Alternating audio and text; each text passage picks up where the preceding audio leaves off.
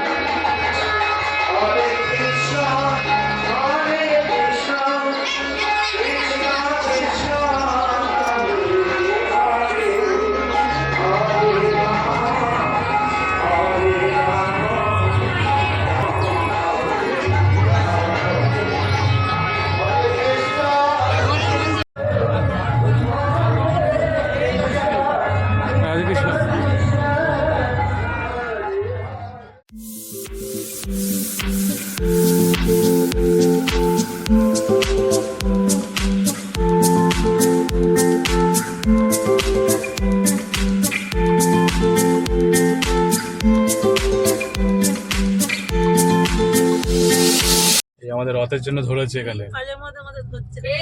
এখনো পিছনে 3টে গাড়ি আছে। এখনো যে পুলিশ ধরেনি, এরা ধরে নিয়েছে।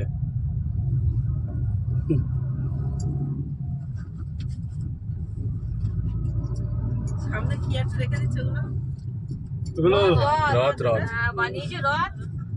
আর জগন্নাথ দেবের ছবি আছে ওর মধ্যে। আমার হ্যাঁ, সামনে বৃষ্টি হবে।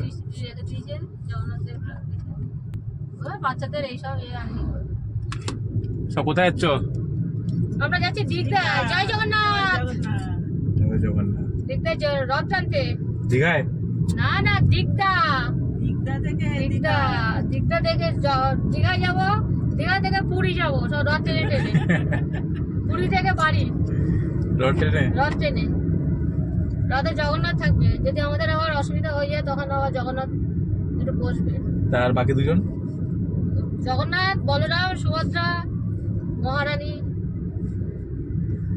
জগন্নাথ কি একা থাকবে? ভাই বোনদের নেবে না বুঝি? 3টে রথ বেরোয় না? 3টে বেরোয়, আবার একটা তো সবাইকে নিয়ে যায় যদি না হয়। তাই এখন রথের সময় চলো, আবার উল্টো রথে বাড়ি আসবো। হ্যাঁ, উল্টো রথ কবে? এমনি ওই সময় গিয়ে তাই 3-4 ঘন্টা লাইন দিয়েছি, হাঁপাচ্ছি। আর এখন গেলে আর হাঁপাতে হবে না। ওই টাইমে একটা পুজো কি ছিল, রজক মতন ছিল কি একটা? আরে তখন পুরুষোত্তম মাস ছিল না? হ্যাঁ, পুরুষোত্তম মাস ছিল। প্লাস উড়িয়াদের রজক ছিল তখন, এই জন্য আরো বেশি ভিড় হয়েছিল।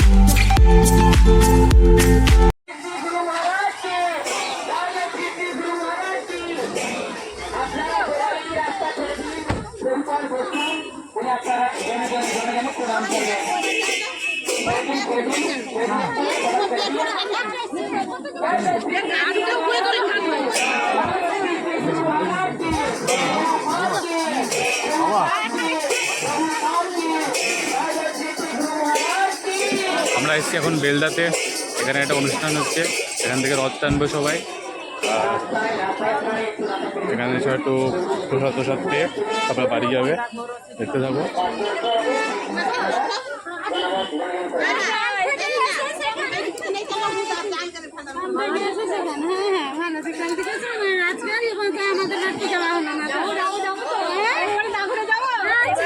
খেলাম না।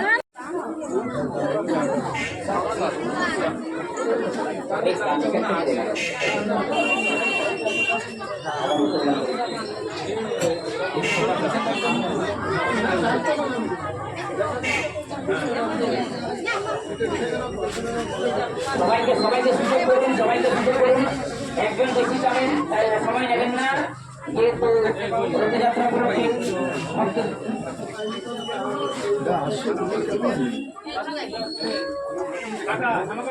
সবাই সুযোগ নিন,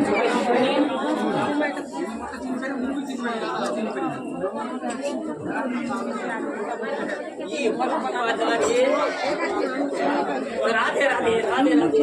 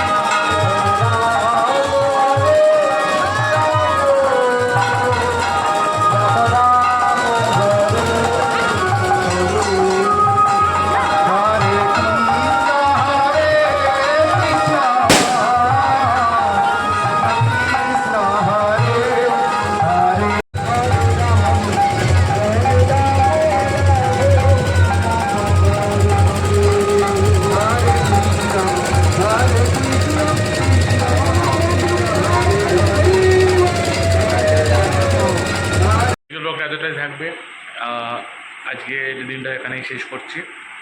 আমি এখন আপাতত আছি বাঁকড়াবাদে। আমরা যেখানে রথ টেনেছিলাম ওটা জায়গাটার নাম হচ্ছে দাঁতন।